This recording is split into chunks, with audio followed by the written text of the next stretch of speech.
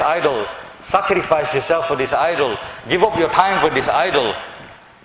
Devote yourselves to this idol, and all your problems will be solved.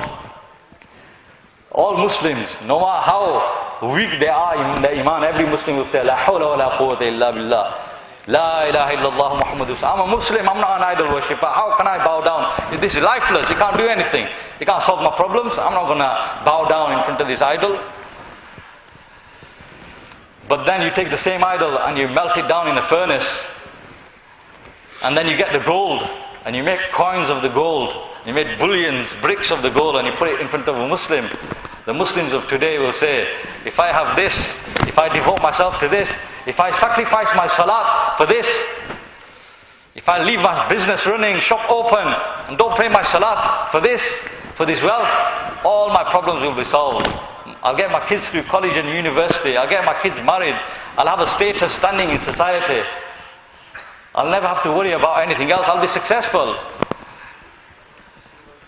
So the elders say, Buddha के सामने sir तो नहीं झुकाया, पैसों के सामने दिल झुका दिया. We did not bow our heads in front of the idol, but in front of the wealth, we bowed our hearts. So these idols are inside our hearts. I'm thinking that my business is going to help me. My business is my success. My job is my success. My wealth is my success. I can do, he can do, this can do, my money can do, my intelligence can do. When in fact, La ilaha illallah, nothing can do anything. Nothing.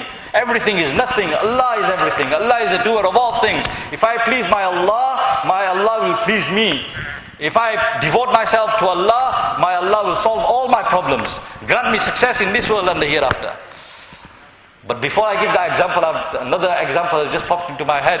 Molana Umar Sahib used to say that once there was a Nawab Sahib, a rich person, and he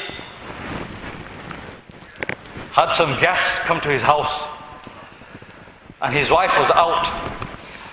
So he sat the guests down, and then he is a bit worried because he wants to entertain these guests. He wants to sit with them as well, but he wants to give them chai and nan khatai and all that. He wants to serve them tea. He thinks, what do I do? If I go to make the tea, then my guests are sitting here without me.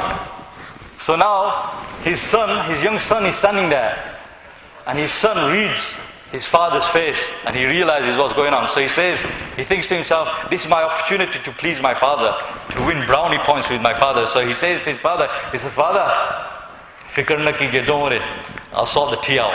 So his dad's dead happy. The son is dead happy that today I'm going to impress my dad. That without him telling me, I'm going to make the tea, I'm going to make it so nice. He's going to be so proud of me. So this kid must obviously be in another country, not in England, like Molana Tarjumi Sahib was saying yesterday. Kids of this country wouldn't do something like that. So he says to his father, he says, I'll sort you out. So now he goes. After some time he comes back with the chai. And as we know, in the subcontinent we chai pakate hai, we cook the tea, doodh patti. So it's an effort. Take out the saucepan. It's not as easy as boiling a kettle. Take out the saucepan and get the elaichi and all that sort of stuff. So after about 20 minutes, half an hour, he comes back with the tea. And the tea is really nice as well. So the guests are sitting there and they say, Mashallah, kaisa puttar hai aapka? You've got such a good kid. Mashallah. You must be very proud.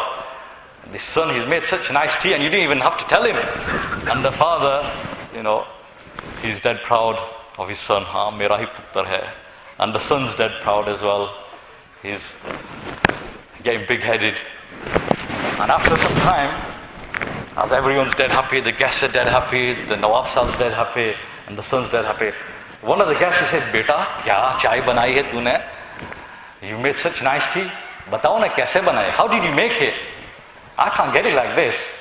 Because with the subcontinent tea, there's a technique that you have to learn. It's not as easy as putting a tea bag in the cup. So he was expecting the son to say, first I boiled the milk, and I boiled the water separately, and then I covered up the water, or something like that, technique. So he said, well, what happened was, I decided to impress my father and to serve you guests. So I went into the other room.